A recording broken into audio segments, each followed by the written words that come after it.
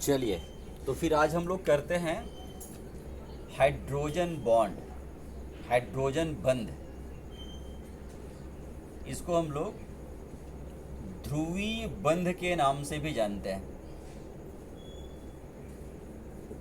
तो ये जो हाइड्रोजन बंध होता है या ध्रुवीय बंध होता है, वो क्या होता है, इसका निर्माण कैसे होता है, इसके निर्माण की प्रक्रिया क्या है, उसके बारे में हम लोग यहाँ पे अध्ययन करेंगे।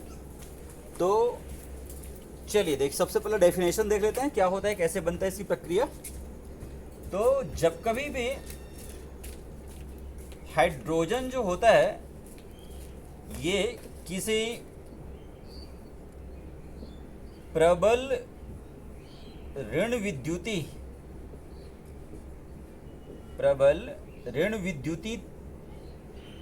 तत्व, जैसे हो गया फ्लोरीन, यानी पूरा फ्लोरीन, क्लोरीन, ब्रोमीन, आयोडीन जो है इसमें, ऑक्सीजन हो गया, नाइट्रोजन हो गया, सल्फर, फास्फोरस, यानी समूह 15, 16, 17 के तत्व जो रहते हैं, उन तत्वों के साथ, इनके साथ में ये सहसंयोजी बंध द्वारा जुड़ता है।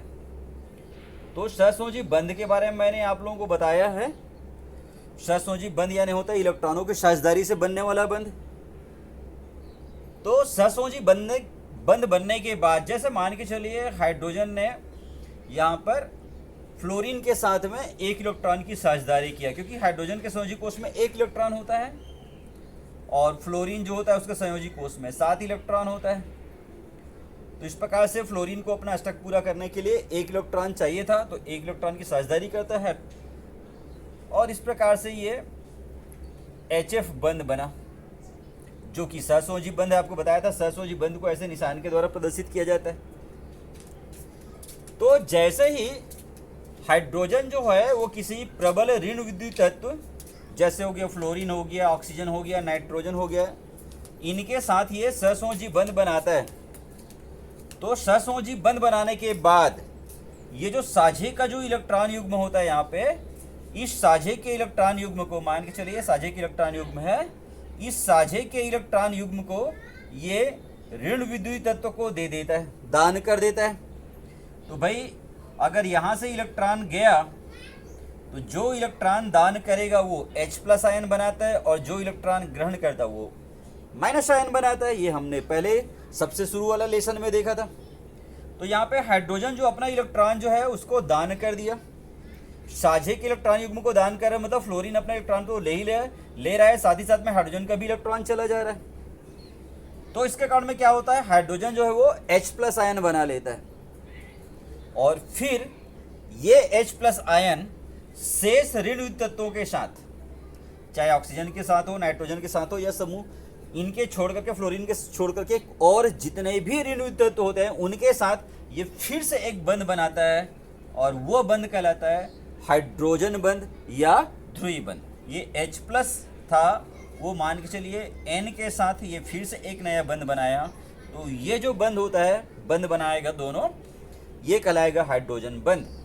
इस हाइड्रोजन बंध को हम टूटी हुई रेखा के द्वारा प्रदर्शित करते हैं।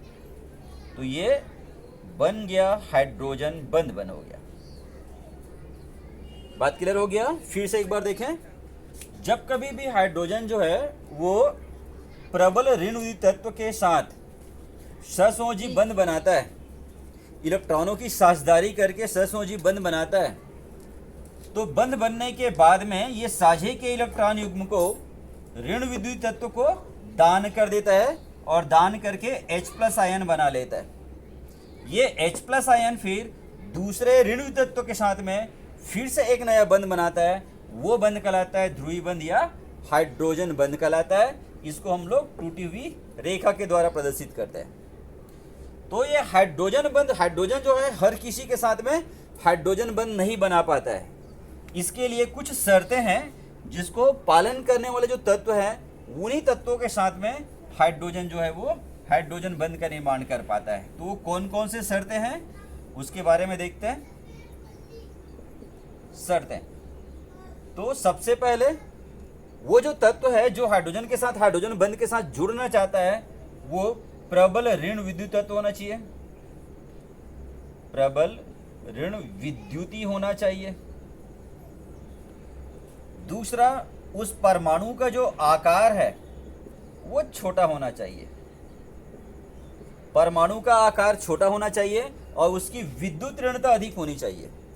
जिन तत्वों में ये दोनों गुण पाया जाता है उन्हीं के साथ ही हाइड्रोजन हाइड्रोजन बंध बना पाती है, बाकी शेष तत्वों के साथ में हाइड्रोजन कभी भी हाइड्रोजन बंध का निर्माण नहीं करता है।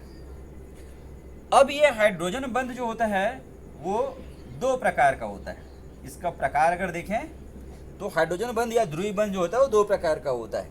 एक होता है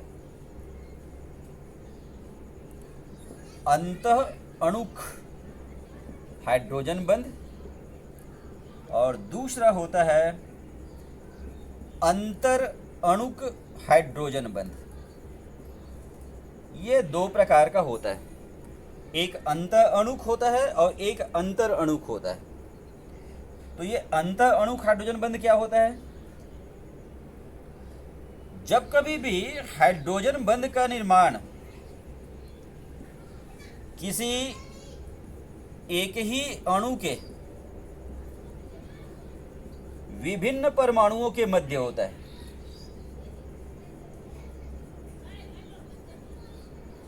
जब हाइड्रोजन बंध का जो निर्माण होगा वो किसी एक ही अणु में होता है, एक ही अणु में जो परमाणु होते हैं उन परमाणुओं के अंदर हाइड्रोजन बंध का निर्माण होता है, तो इसको हम लोग कहते हैं अंतः अणुक हाइड्रोजन बंध।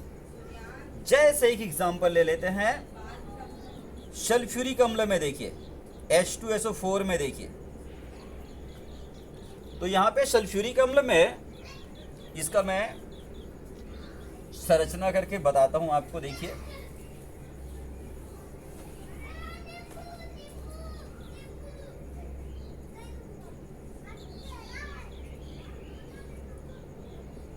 HOH,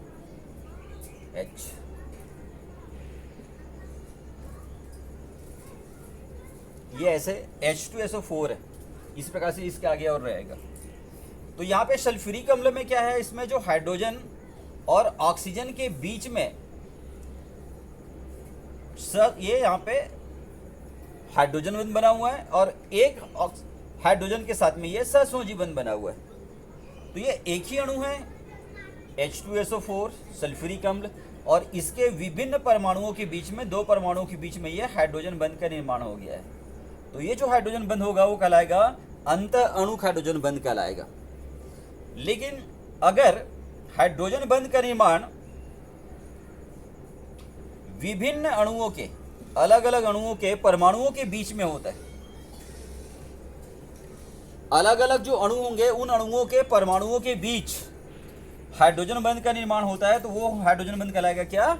अंतर अणुक हाइड्रोजन बंध कहलाएगा।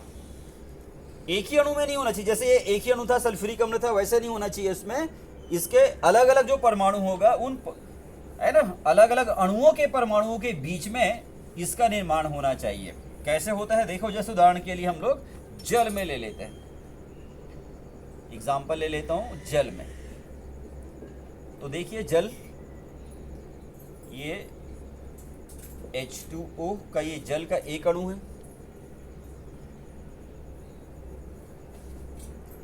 ये जल का दूसरा अणु है, ये जल का तीसरा अणु है।